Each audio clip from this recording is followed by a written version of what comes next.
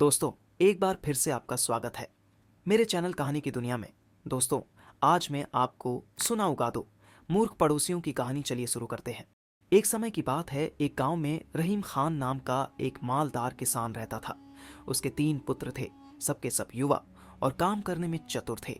सबसे बड़े का ब्याह हो चुका था और मंजिले का ब्याह होने वाला था। छोटा बेटा अब भी कुंवारा था। रहीम की स्त्री और बहू बड़ी ही चतुर और सुशील थी। घर के सभी सदस्य अपना अपना काम करते थे। केवल रहीम का बूढ़ा बाप दमे की बीमारी से पीड़ित होने के कारण कुछ कामकाज नहीं करता था। 7 वर्षों से वह केवल खाट पर पड़ा रहता था। रहीम के पास 3 बैल, एक गाय, एक बछड़ा और 15 भेड़ें थी। औरतें खेती के काम में सहायता करती थी। अनाज बोझ पैदा हो जाता था तो रहीम और उसके बाल बच्चे बड़े ही आराम से रहते थे। अगर उनके पड़ोसी करीम के बेटे कादिर के साथ इनका एक ऐसा झगड़ा ना हुआ होता जिससे उनका सुख चैन चला गया था। जब तक बूढ़ा करीम जिंदा था और रहीम का पिता घर का प्रबंध करता था, कोई झगड़ा नहीं हुआ। वे बड़े ही प्रेम से, जैसा कि पड़ोसियों में होना चाहिए, एक दूसरे की सहायता करते थे। उनके लड़कों के घरों को संभालने के बाद सब कुछ बदल गया। अब सुनिए कि झगड़ा किस बात पर हुआ। रहीम की बहू ने कुछ मुर्गियां पाल रखी थी। एक मुर्गी रोज पशुशाला में जाकर अंडा दिया करती थी। बहू शाम को वहां जाती और अंडा उठा लाती। एक दिन संयोग से वह मुर्गी बालकों से डरकर पड़ोसी के आंगन में चली गई और वहां जाकर अंडा दे दिया। शाम को बहू ने पशुशाला में जाकर देखा तो अंडा वहां नहीं था।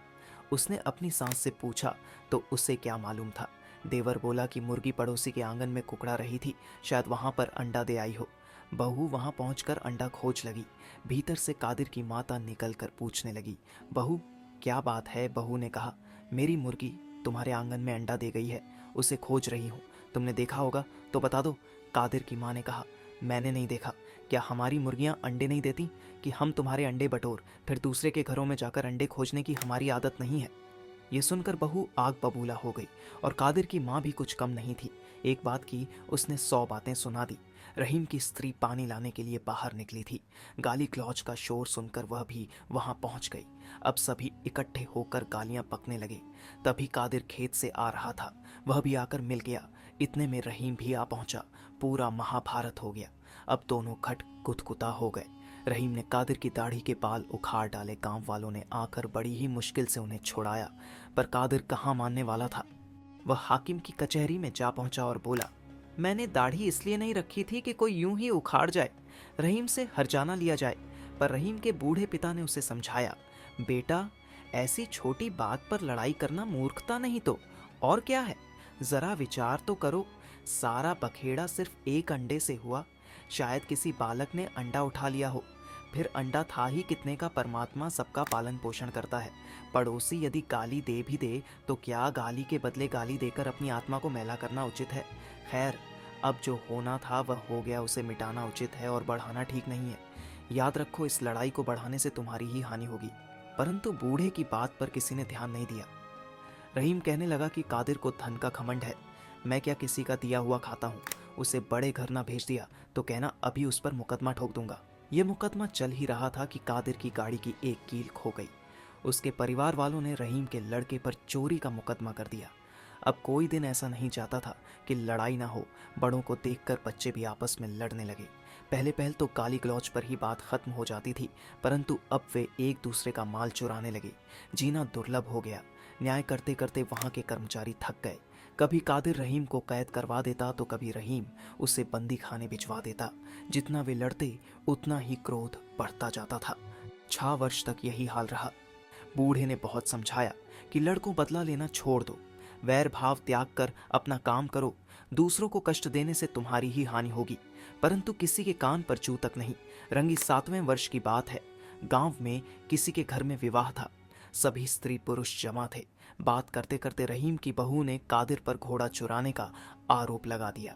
वह आग बबूला हो गया और उठकर बहू को ऐसा मुक्का मारा कि वह 7 दिनों तक चारपाई पर पड़ी रही।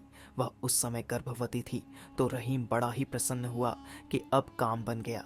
गर्भवती इस स्त्री को मारने के अपराध में उसे बंदी खाना ना भिजवाया तो मेरा नाम भी रहीम नहीं है। झट से जाकर उसने एक मुकदमा कर दिया। तहकीकात होने पर मालूम हुआ कि बहू को कोई खास चोट नहीं आई थी। मुकदमा खारिज हो गया। रहीम कब चुप रहने वाला था। वह ऊपर की कचहरी में गया और मुंशी को घूंस देकर कादिर को 20 कोड़े मारने का हुक्म लिखवा लाया। उस समय कादिर कचहरी के बाहर खड़ा था।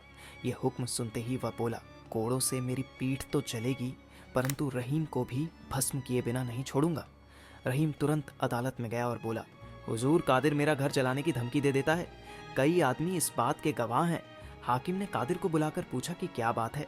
कादिर ने कहा, यह सब झूठ है, मैंने कोई धमकी नहीं दी। आप हाकिम हैं, जो चाहे सो करें, पर क्या न्याय इसी को कहते हैं कि झूठ को सच्चा माना जाए और सच्चे को चैन मिले।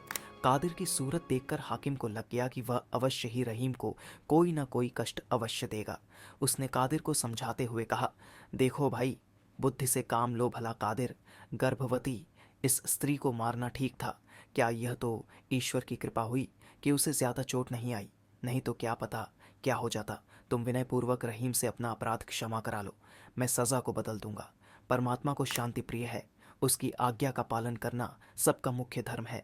कादिर बोला, हुजूर, मेरी उम्र 50 वर्ष की हो गई है, मेरा एक बाल बच्चा भी है, आज तक मैंने कभी कोड़े नहीं खाए, मैं उससे कभी माफ़ी नहीं मांग सकता। यह कहकर कादिर बाहर चला गया। कचहरी गांव से कुछ मील दूर थी।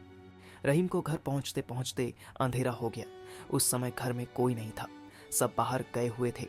रहीम भीतर जाकर बैठ गया और विचार करने लगा। वह सोचने लगा कि कोड़े लगने का हुक्म सुनकर कादिर का चेहरा कैसा हो गया था। बेचारा दीवार की ओर मुंह करके रोने लगा था। हम और वह कितने दिनों तक एक साथ खेल थे, मुझे उस पर इतना क्रोध नहीं करना चाहिए था। यदि मुझे कोड़े मारने का हुक्म सुनाया जाता तो मेरी क्या दशा होती। इस बात पर उसे कादिर पर दया आने लगी।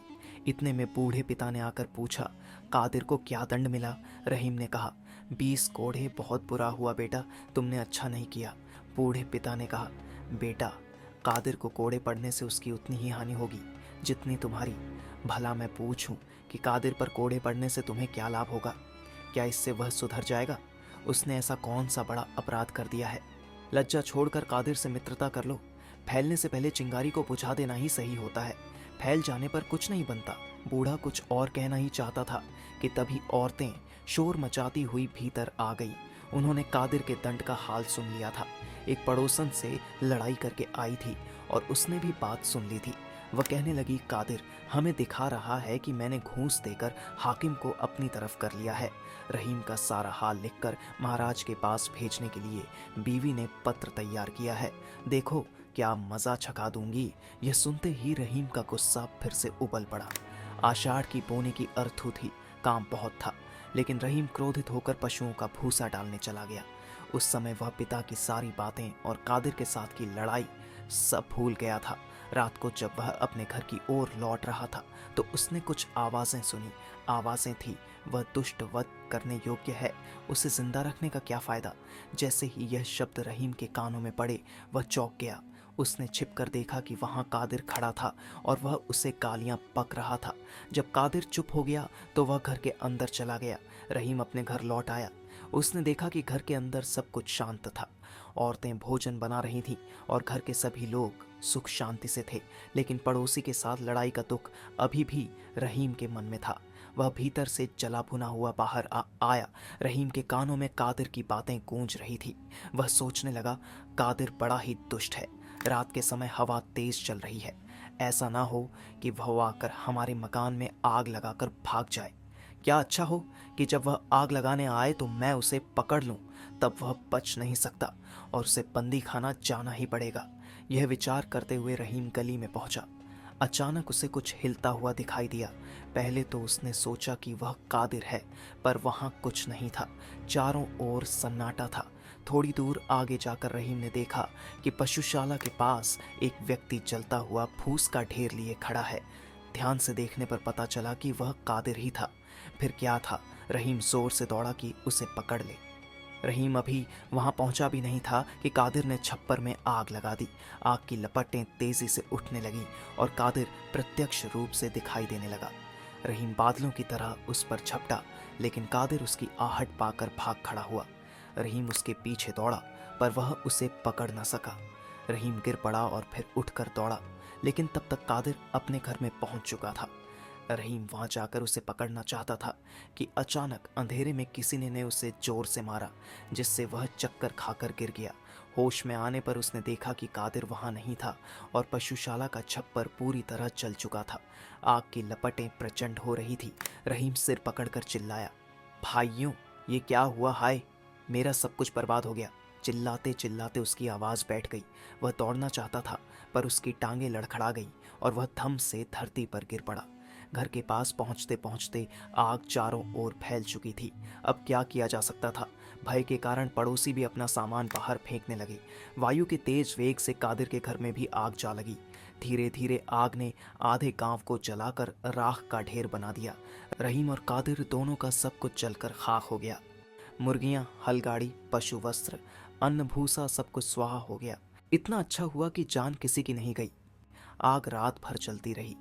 प्रातःकाल गांव के चौधरी का बेटा रहीम के पास आया और बोला, रहीम, तुम्हारे पिता की हालत बहुत ही खराब है, वह तुम्हें बुला रहे हैं। रहीम, जो पहले ही पागल हो रहा था, बोला, कौन? पिताजी। चौधरी का बेटा बोला, तुम्हारे पिताजी, इस आग ने उनका काम तमाम कर दिया। हमने उन्हें यहाँ से उठाकर अपने घर ले गए थे, अब वह बच नहीं सकते। चलो चलकर अंतिम भेंट कर लो। रहीम चौधरी के बेटे के साथ हो लिया और उसके घर पहुंचा।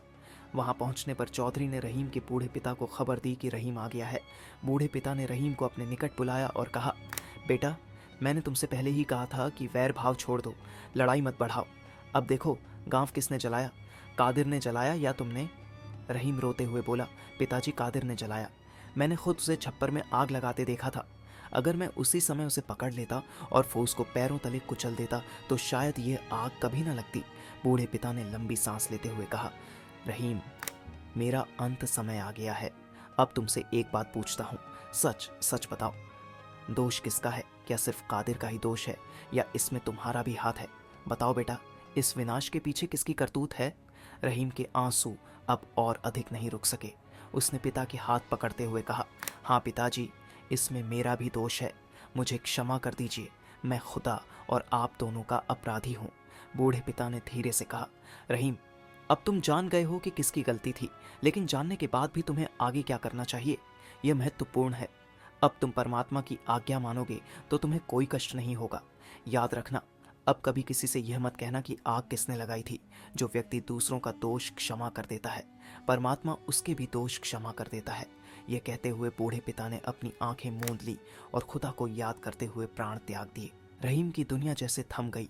उसका क्रोध पूरी तरह शांत हो गया। उसने किसी को नहीं बताया कि आग किसने लगाई थी। पहले पहल तो कादिर डरता रहा कि रहीम के चुप रहने में कोई गहरा राज है, लेकिन कुछ दिनों के बाद उसे विश्वास हो गया कि रहीम अब वैर भाव छोड़ चुका है। अब रहीम और कादिर ने अपने घर पास पास बना लिए और फिर से पड़ोसियों की तरह रहने लगे। रहीम अपने पिता के उपदेश को कभी नहीं भूला कि फैलने से पहले ही चिंगारी को बुझा देना चाहिए। अब यदि कोई उसे कष्ट देता तो वह बदला लेने की इच्छा नहीं रखता। अगर कोई उसे गाली देता तो वह सहन करता और उसे समझाता कि कठोर वचन बोलना सही नहीं है। रहीम का जीवन अब पहले से कहीं ज्यादा शांतिपूर्ण और आनंदमय हो गया था। दोस्तों, अगर हमारी यह कहानी आपको पसंद आई हो तो कृपया इसे लाइक और शेयर करें। हमारे चैनल कहानी की दुनिया को सब्सक्राइब करना ना भूलें और बेल आइकन को दबाएं ताकि आपको हमारी सभी नई कहानियों की जानकारी मिल सके। मिलते हैं बहुत जल्द, तब तक के लिए धन्यवाद।